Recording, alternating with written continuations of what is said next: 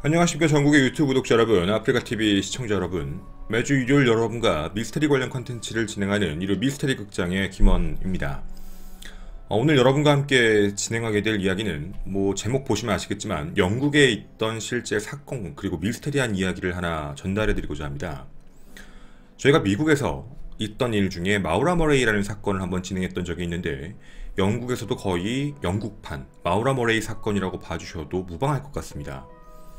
굉장히 유명한 사건임에도 불구하고 많이 알려져 있지 않은 내용이기도 한데요. 오늘 여러분과 이 내용이 33년 동안 범인을 추적했던 경찰의 이야기, 그리고 과연 범인이 누구일지, 그리고 오늘 여기 적혀있는 한 가지 닉네임 미스터 키퍼라고 부르는 사람이 정말 누군지 함께 찾는 그런 시간을 갖고자 합니다. 본 컨텐츠는 오늘 거의 대부분의 현재까지 알려져 있는 내용을 전달을 해드릴 거고요. 만약 또 이 이후에 내용들이 더 나오게 된다면 마우라 머레이 사건처럼 조금씩 더 안내를 해드리도록 하겠습니다. 자, 1986년입니다. 1986년 8월 4일 TV에 한 부모가 나오게 됩니다. 이름 다이애나. 다이애나는 BBC TV에 나와서 이런 이야기를 합니다. 내 딸 수지는 사망했다. 내 딸이 죽었다는 걸 깨달았다. 그 부분에 대해서 인정을 하겠다. 그 직면한 사실은 알 수 있는데, 그런데 내 딸이 없어지고 죽기까지의 그 사이에 일어난 일은 아무것도 알려진 게 없다. 흔적이 어떤 것도 없어서 그거라도 알고 싶다 라고 이야기를 하셨습니다. 1986년 8월 4일날 있던 이야기. 그런데 이 부모님은 마음이 정말 아프지만 그 사례에 대해서 인정을 하고 법적으로는 1994년 사망 처리가 되어버렸습니다. 그리고 33년이 지난 현재까지도 계속적으로 범인을 찾기 위해 노력을 했지만, 남편이었던 펄은 2018년 6월 달에 사망을 하셨고, 그리고 아내, 어머니인 다이애나는 2011년에 사망하셨습니다. 오늘 여러분과 이 이야기가 도대체 어떻게 됐던 건지, 그리고 정말 범인이 누구인지를 함께 깊게 들어가 보고자 합니다. 1986년 7월 28일로 거슬러 올라가겠습니다. 아까 그 어머니, 이름 다이애나 램플러입니다. 집으로 한 통의 전화가 걸려왔는데 익숙한 사람의 전화였습니다. 전화한 사람이 누구였냐면 자신의 딸이었던, 직업은 부동산 중개인의 역할을 하고 있던 수지 램플러입니다. 그러니까 자신의 딸 수지 램플러의 매니저가 전화를 했던 겁니다. 전화 내용은 이랬습니다. 혹시 저희 수지 대표님 어디 있는지 아십니까? 라는 질문을 던진 거죠.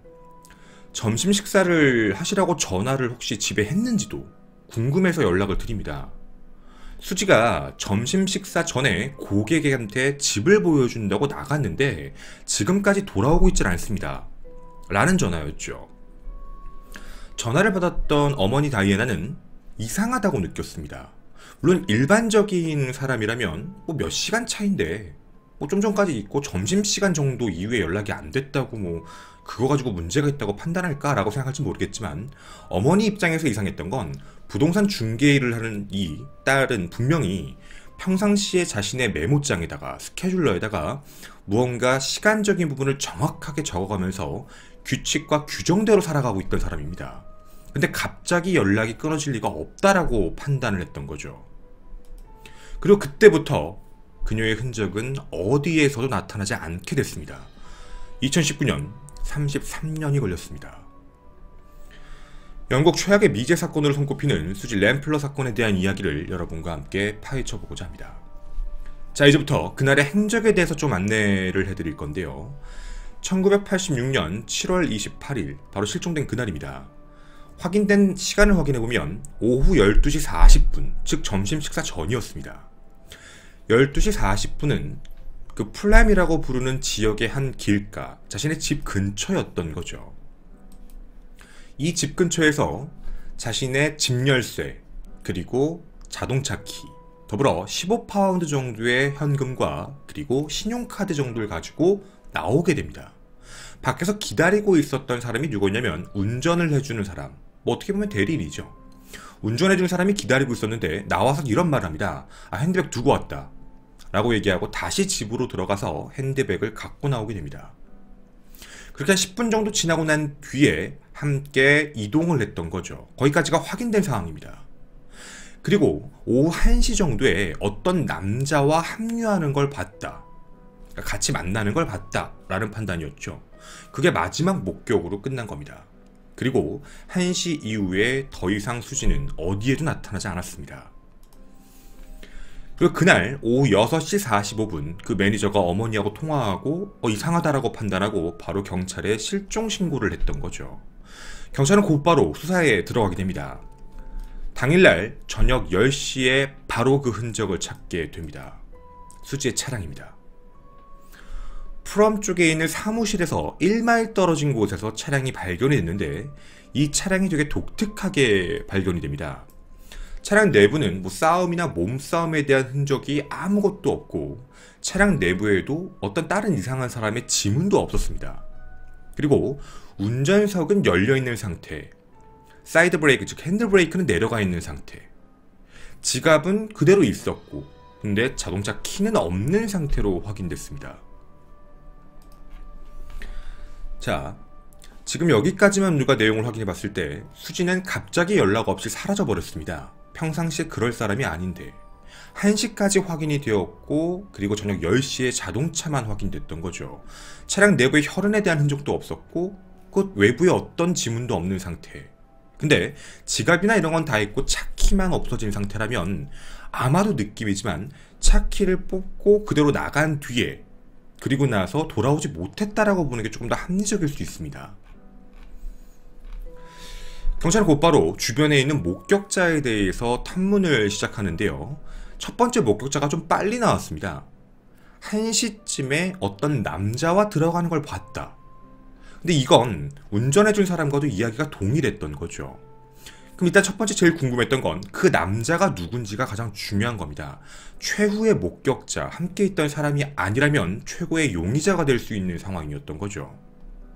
그리고 이 남자에 대해서 또 다른 사람들도 있었습니다.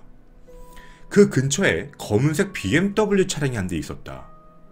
그리고 집을 거기에 보러 들어가면서 한쪽에는 샴페인 술을 움켜쥐고 검은 머리의 남자가 올라가는 걸 봤다. 이런 어떻게 보면 목격담이 계속해서 나오기 시작을 했던 거죠.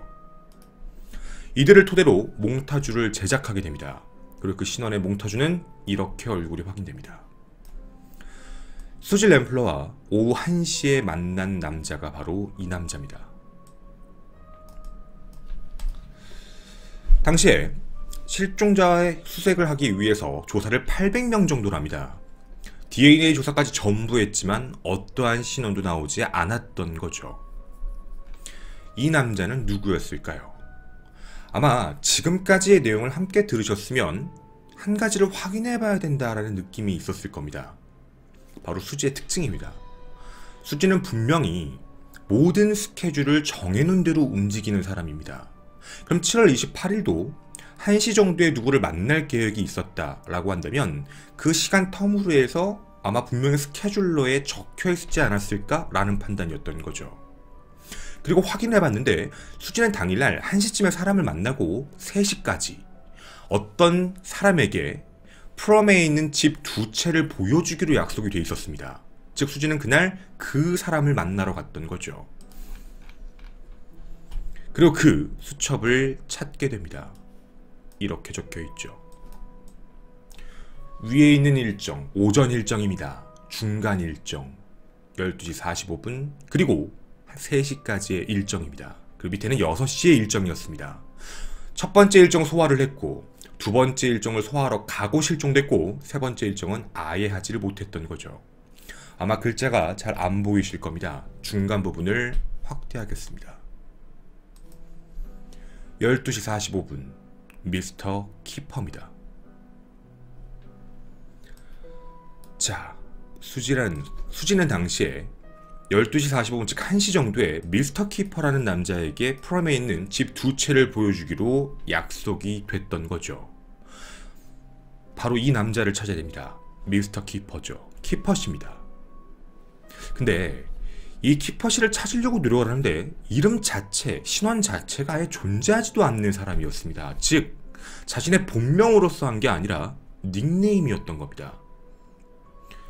경찰은 모든 인력을 동원해 미스터 키퍼라는 닉네임을 쓰는 이 남자와 어떻게든 연줄이 다 있는, 수지와 연관성 있는 모든 남자들 사이에서 찾으려고 노력을 했던 거죠.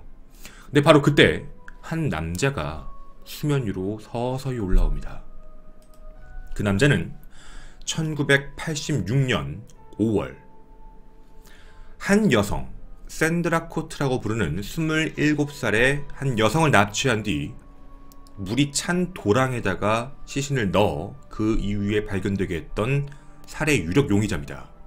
더불어 1987년 10월 8일 브리스톨에서 29살 신혼이었던 셜리 뱅크라는 여성을 살해했습니다. 그리고 더불어 그 이후에도 사람을 살해한 혐의로 해서 체포가 된 연쇄살인마입니다. 이 남자의 이름은 바로 1989년 4월 실종 뒤에 체포되어서 계속해서 수감 중인 이름 존 캐넌이라는 남자입니다. 바로 이 남자입니다. 연쇄살인마입니다. 존 캐넌은 자동차 세일즈맨의 역할을 했었는데요. 실제로 성범죄나 살인 같은 걸로 유죄 판결을 받고 그 이후에 감옥에 있던 사람인 거죠. 이 사람이 대부분 노렸던 여성의 특징은 전문직 여성, 이런 사람들을 많이 노렸습니다. 자, 일단 이 사람일 수 있다라고 판단을 하고 근거들을 몇 가지 찾아보려고 했는데 첫 번째 근거가 나옵니다. 시간적으로 봤을 때 좀 비슷한 상황이었는데요. 바로 두 번째 피해자 셜리 뱅크입니다. 셜리 뱅크는 어떻게 보면 여기 있는 수지하고 전혀 상관이 없는 사람인데 당시에 셜리 뱅크를 조사하다가 셜리 뱅크 차 안에서 한 가지가 확인되는 게 있었습니다. 그 안에 있었던 건데 검은색 BMW의 차키였습니다. 바로 이 남자의 거죠. 전 자동차 세일즈맨이었기 때문에 차량이 여러 대가 있었는데 검은색 BMW의 소유주였습니다. 여기서 끝나지가 않습니다. 그 이후에 여기 있는 존 캐넌의 집을 확인해 봤는데 당시 브리스톨 크린스턴에 있는 아파트였습니다. 차고 안에 미니 차량이 한 대 확인됩니다. 근데 이 미니 차량을 조사를 했는데요. 어떻게 보면 접점이 아예 없는 상황이었는데 당시 경찰이 의심을 했던 이유가 있었습니다. 바로 번호판의 문제였던 거죠. 번호판이 가짜 번호판입니다. 그러니까 제작한 번호판인데 이게 이름 자체가 수지 램플러의 이니셜을 갖다 넣었고 수지 램플러가 일했던 회사, 부동산의 회사와 관련되어 있는 숫자를 집어넣은 가짜 번호판을 만들어 놓은 겁니다. 그러니까 이게 정말 우연일까라고 일단 첫 번째 판단했던 거죠. 우연일 수도 있습니다. 다만 한 가지는 기억해 놓으셨으면 좋겠습니다. 그리고 이뿐만이 아닙니다.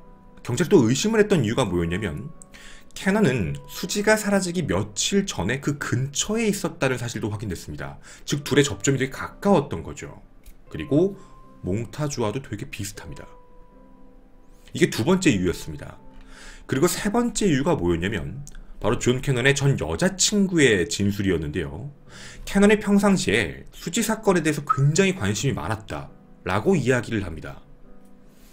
이 세 가지를 근거로 해서 일단 무조건 당시에 바로 1988년 존 캐넌을 수사하기 시작을 합니다. 근데 그는 다른 살인사건으로 이미 들어가 있는 상태였던 거죠. 자신의 억울함을 줄곧 하소연합니다. 자기는 아니다. 너무 억울하다. 1991년 8월에도 자기가 편지를 직접 언론사에 써서 부인을 했고 그리고 이 문제가 점점 커지기 시작을 하면서 2002년이었습니다. 2002년 CPS라고 부르는 어떻게 보면 법조인 거죠. 캐넌에게 이 사건에 대한 범인으로서 청구할 만한 충분한 근거는 없다라고 결정을 내리게 됩니다. 캐넌은 계속해서 억울함을 얘기한 거죠. 경찰이 자기를 어떻게 보면 포착해서 그러니까 딱 꽂아놓고 수사를 했다. 되게 억울하다. 명예훼손이다. 라고 얘기를 했던 겁니다. 자, 여기까지가 이 사건에 대한 전반적인 내용입니다. 저희도 물론 이 내용들을 다 접했을 때 아마도 좀 뭔가 존 캐넌이 직접적인 범인이다라고 얘기하기가 좀 애매한 상황이죠. 이들이 얘기하는 걸 보면 존 캐넌은 연쇄 살인범이기 때문에, 그리고 두 번째는 일단 차량 번호판 때문에, 그리고 세 번째는 전 여자친구의 이야기 때문에 증거물은 없습니다. 그냥 합리적인 의심 정도로서 이 사람이 가장 유력하다라고 판단을 했던 것 같습니다. 여러분의 판단하실 때는 존 캐넌이라는 사람이 과연 범인일까요? 우리에게는 아직도 접점이 안 맞는 게 있습니다. 이거, 미스터 키퍼. 존 캐넌이라는 사람이 미스터 키퍼라는 게 정말 맞을까? 이거에 대한 것도 아직 확인이 안 됐거든요. 검은색 BMW를 존 캐넌만 타고 다니는 게 아니니까 말입니다. 자, 그 이후 경찰은 계속적으로 수사에 들어갑니다. 지금부터 이야기가 나오는 건 그동안 경찰이 찾은 10가지의 증거입니다. 존 캐넌이 바로 여기 있는 미스터 키퍼다. 첫 번째입니다. 존 캐넌은 자기가 살았던 숙소 내에서 다른 사람들이 별명을 붙여준 게 하나 이미 있었습니다. 그 별명이 키퍼입니다. 그 키퍼라는 건 두 가지 이유 때문에 그랬는데, 첫 번째는 물고기에 대한 애정이 너무너무 강했고, 두 번째는 평상시에 이렇게 약간 씹는 습관이 있어서 사람들이 그냥 별칭으로 키퍼라고 불렀다고 합니다. 근데 이 이름을 캐넌이 평상시에 그냥 쓰고 다녔다라는 걸 하나 확인하게 됩니다. 두 번째입니다. 증인들에게서 나왔던 납치범의 이미지와 굉장히 유사하다라는 거였죠. 그리고 세 번째입니다. 세 번째가 뭐였냐면, 캐넌이 서트콘트 필드에 있던 자신의 엄마와 함께 머물고 있던 장소였는데, 수지가 사라진 날 자신은 현지에 있던 판매 보조원 여성과 함께 이야기를 나누고서 그쪽에 있었다라고 주장을 했습니다. 그런데 그 여성을 찾은 경찰이 한번 물어봤는데, 그때 저랑 있는 건 맞는데 캐넌이 저랑 있다가 어떤 여자를 만나러 갔어요 라고 진술을 합니다. 그래서 그 여자가 혹시 이 여자인가? 라고 질문을 던졌을 때, 좀 오래돼서 기억이 안 나는데 뭐 헤어스타일이나 옷은 좀 비슷한 것 같아요 라는 이야기를 합니다. 그러니까 지금 이 진술을 들어보면 자기의 알리바이는 판매 보조원과 함께 있었다였지만, 판매 보조원의 입장은 나랑 이따 누굴 만나러 갔다 라는 이야기였던 거죠. 자, 그 다음입니다. 2001년 경찰이 새롭게 발견한 네 번째 증거입니다. 캐넌이 미스테리한 남자처럼 보였는데 이게 한 가지 근거가 있었습니다. 수지와 캐넌은 과거에 만났던 사람입니다. 즉 연인 관계였습니다. 연인 관계였다가 그 이후에 약간 틀어진 상황, 그게 하나 확인됩니다. 그리고 다섯 번째 근거가 있었습니다. 수지에 대한 진술인데요. 수지가 자기가 남자친구가 있었을 때, 내 남자친구는 브리스톨 사업가야 라고 얘기를 했다고 합니다. 근데 그 브리스톨 사업가, 그쪽에 있는 사람이 무조건 전부 다, 여기는 존 캐넌은 아니겠지만 캐넌과 굉장히 많이 이어지는 내용인 거죠. 그리고 여섯 번째 주장입니다. 목격자의 진술 중에 하나인데, 당시 실종되기 전에 캐넌이 여기에 있는 수지의 부동산 중개업소를 되게 자주 왔고 앞에서 응시하고 기다리고 있었다라는 진술이 나옵니다. 불과 사라지기 며칠 전이었던 거죠. 그리고 일곱 번째 특징입니다. 캐넌의 평상시의 성향인데요. 캐넌은 여성들을 만날 때 항상 샴페인을 들고 다닌다고 합니다. 꽃과 샴페인을 준비해서 준다라고 하고요. 이뿐만이 아니라 다른 곳에서도 확인됩니다. 다른 목격자였는데 당시에 수지와 캐넌으로 보였던, 과거에 연애할 때였던 거겠죠. 지역 공원에서 봤는데 거기서 나는 샴페인 병을 봤다라고 얘기하는 사람도 있었습니다. 근데 아까도 여러분이 보셨는지 모르겠지만 한시에 함께 올라가는 검은 머리의 남자, 근데 그 남자의 한 손에는 뭐가 있었다라는 게 아마 기억이 나실 겁니다. 병이 하나 있었다. 샴페인병. 이거였죠. 그 여덟 번째, 택시 운전사의 진술이 하나 나오게 됩니다. 자기가 캐넌한테 한번 부탁을 받은 적이 있는데 한번 부동산 중개업소에다가 서류를 갖다 달라고 했어요. 그 나한테 서류를 주면서 서류만 주는 게 아니라 거기다가 샴페인까지 같이 주고 그걸 같이 갖다 주라고 했습니다. 매치가 서서히 되는 남자였죠. 그리고 9번째, 아까 말씀드렸던 BMW 차량입니다. 자, 사람들이 많이 의심하고 있는, 경찰이 의심하고 있는 이유였던 거죠. 그 BMW 차량이 바로 이 남자의 소지와 똑같다. 그리고 10번째입니다. 이 10번째가 가장 큰 정황 증거 중에 하나였는데요. 이런 이야기였습니다. 경찰이 아까 말씀드렸던 전 여자친구 길리라는 분인데, 길리에게 가서 혹시 남자친구가 썼던 닉네임 같은 거 혹시 아십니까? 라는 질문을 던졌는데, 평상시 쓰는 단어가 있었어요. 그게 뭐예요? 라고 했는데 딱 하나밖에 없었습니다. 평상시 어디 나가서 사인할 때도 그 이름으로 했어요. 그 이름은 미스터 키퍼. 자기를 처음 만날 때도 자기 이름 그냥 존 캐넌이라고 부르지 말고 그냥 미스터 키퍼라고 불러달라 라고 해서 본인도 키퍼라고 불렀다 라고의 진술을 하게 됩니다. 자, 이게 지난 30년이 넘는 시간 동안 경찰분들이 끝까지 이 미즈 사건을 놓지 않고 수사를 벌이면서 찾았던 내용입니다.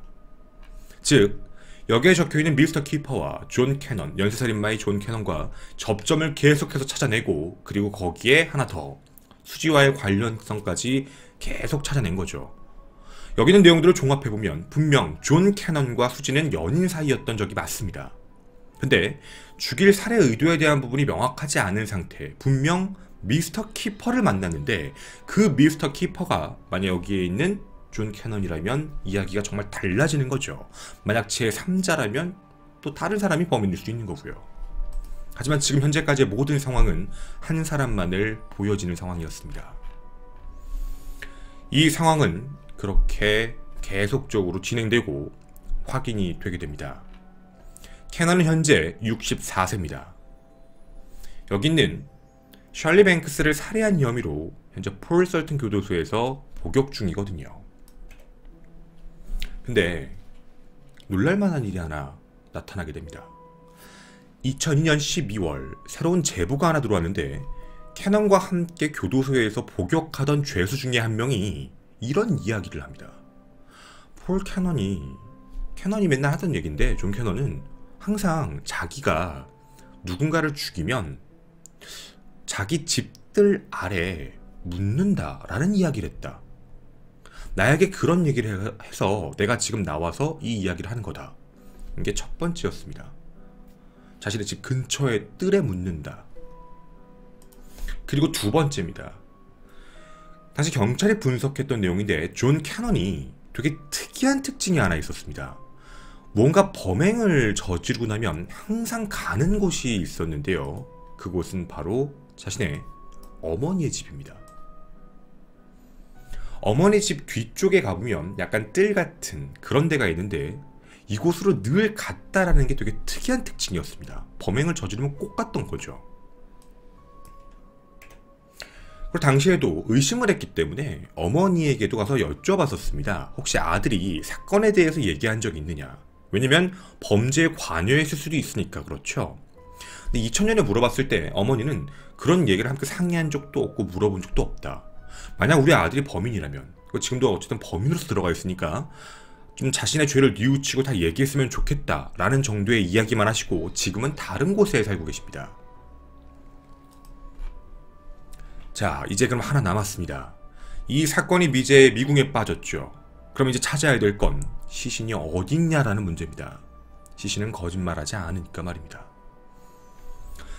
웨스트 미들랜드의 서트콜드 필드의 집, 바로 존 캐넌의 어머니의 집이었습니다. 분명 여기에 묻었을지도 모른다라고 판단한 곳, 바로 첩보가 들어온 공간이기도 하죠. 2018년 작년 10월달 여기를 수색하기 시작합니다. 이곳은 어떤 장소였냐면 한 군대를 파헤치기 위했던 겁니다. 집 뒤뜰에 있는 곳인데 되게 오래된 골판식 정비소 같은 곳으로 바꿔놨던 건데요. 좀 이것도 무섭습니다. 자신이 여기를 차량 정비소처럼 만들어 놓은 상태였던 거죠. 이 내부에 자동차를 세울 수 있는 리프팅 같은 것도 만들어 놓고, 리프팅 기계가 너무 비싸니까 땅을 파서 그 안에 들어가서 차량을 정비하면서 있던 자신만의 아지트이기도 합니다. 근데 존 캐넌이 그때 당시의 시점이었는데 수지가 실종되고 난 이후에 그곳을 폐쇄시킵니다. 근데 그냥 폐쇄시킨 게 아니라 자신이 파놓은 그 되게 깊은 구멍을 전부 시멘트를 넣어서 아예 다 다져놔 버렸던 거죠. 그래서 이곳에서 수색이 들어가게 됩니다. 직접적인 분석이 들어갔던 거죠. 법의학 텐트, 고고학자까지 전부 함께 불러놓고 이곳에서 시신이 있지 않을까라는 생각으로 찾기 시작을 하게 됩니다.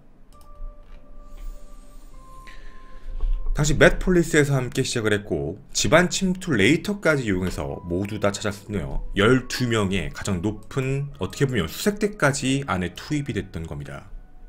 그리고 그 시간은 2주간 정밀검사를 하게 됐습니다. 그리고 그 결과가 2019년 지금 현재 나오게 됐는데 이 안에 어떠한 것도 안 나왔습니다.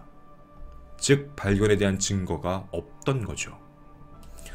사람들은, 특히 영국 사람들은 이 사건이 해결될 수 있는 마지막 실마리가 드디어 나왔다라고 생각을 했습니다. 하지만 다시 한 번 더 미궁에 빠진, 어떻게 보면 가장 최악의 미스테리 사건이 돼버린 내용입니다. 정말 그럼 다시 한번 생각해 봐야겠습니다. 미스터 키퍼가 정말 존 캐넌이 맞을까요? 아니면 새로운 사람일까요? 그리고 만약에 맞다면 어디에 과연 시신을 유기를 했을까요? 이 사건은 지금도 계속적으로 수색 중입니다. 그 현장 부근 근처로에서 하고 있으며 경찰 자료에 대한 부분은 지금까지 비밀리에 처리가 되고 있습니다. 저는 이로 미스테리 극장의 김원이었습니다. 감사합니다. 경찰은 범인이라고 판단하고 있는 상황이죠. 범인이 맞다. 그리고 흔적을 계속 찾아 나가고 있고 흔적이 나오고 있고, 영국 경찰은 목적이 딱 한 가지입니다. 나이가 좀 있거든요. 사망하기 전에 법의 심판에 정확하게 범인으로서 낙인을 찍겠다라는 마인드로 현재까지 놓지 않고 전담팀이 붙었습니다. 그리고 어떻게 보면 최악의 미제 사건이죠. 이 미제 사건을 해결하겠다라는 의지가 굉장히 강해서 현재까지도 수사가 계속해서 진행 중이고, 작년에는 이게 그 집에 있는 시멘트를 파내면 분명히 나올 거다라고 생각을 했었는데 안 나와서 허탈했다라는 부분보다도 경찰분들은 똑같이 얘기를 했습니다. 이제 시작이다 라고 얘기하면서 계속 하고 있는 문제죠. 그래서 이 이야기는 어쩌면 뭐 미국에서 있었던 마우라 머레이 사건보다는 점점 한쪽으로 들어가고 있는 부분인 겁니다. 이 이야기의 결말이 어떻게 나올지는 모르겠지만 2019년엔 이 사건이 해결되지 않을까라고 지금 많은 사람들은 기대를 하고 있는 사건 중에 하나입니다. 어떻게 보면 최악의 미제 사건이니까 말이죠. 이런 느낌? 이 남자와 그리고 수지는 분명히 함께 만났어요. 그리고 이 남자가 미스터 키퍼예요. 근데 지금 이 남자가 이 사람, 그러니까 존 캐넌이 맞느냐, 그러니까 같은 사람이면 이 사람이 범인이다 라는 얘기인 거고, 다른 사람이면 일이 이제 꼬여가는 거예요. 왜냐면 그동안 30년 동안 어떻게 보면 경찰은 표적수사였어요. 이건 분명히 존 캐넌이 맞다. 그러니까 너무 많은 증거, 그러니까 간접 증거가 너무 많으니까 이건 분명히 존 캐넌이다 라고 판단을 하고 이제 어떻게 보면 표적수사죠. 딱 맞춰놓고 계속 이 근처를 찾고 있는 거니까. 그러니까 직접 증거를 찾기 위해 노력하는 거거든요. 근데 만약에 이 공식이 깨지면 이 사건은 정말 영원히 미제로 묻혀버려요. 그래서 어떻게든 찾으려고 하고 있는 것 같고, 이 상황만 해결이 되면 되지 않을까라는 거죠. 아마도. 그리고 그게 너무 옛날이다 보니까 우리한테도 제일 궁금한 건 접점이에요. 이 사람이 맞을까? 이 사람이 이 사람일까면 이제 해결이 되는, 네, 그렇게 될 것 같아요. 이 사람이 미스터 키퍼죠. 이 몽타주가 미스터 키퍼가 샴페인을 들고 들어갔다. 검은색 머리다. BMW 차량을 타고 있었다. 근데 이 남자도 그래요.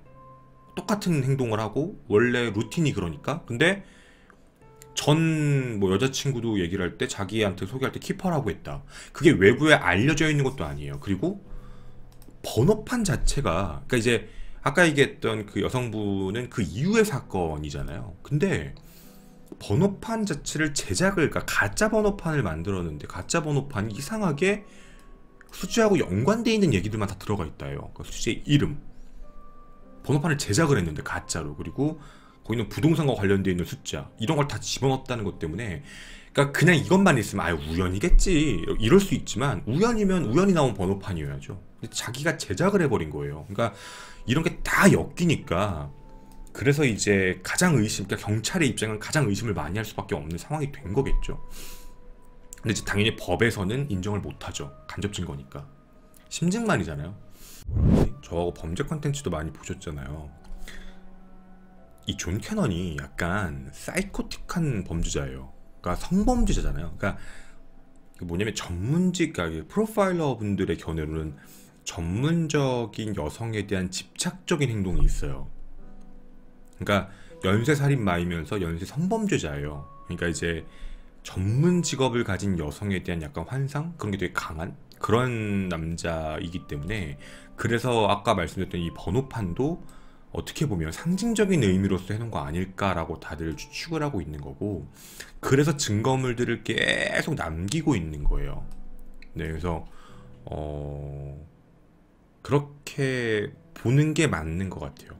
네. 그러니까 이 문제가 얘기가 제일 많죠. 그들 사이에서는 어떻게 보면 그럴 확률이 높다라는 거. 그래서 찾을 수도 있지 않을까라고 생각하고 있는 것 같아요. 흔적이 분명히 남아 있을 거다라고 영국 경찰은 이렇게 믿고 있는 거죠. 100% 흔적이 있다고 이거.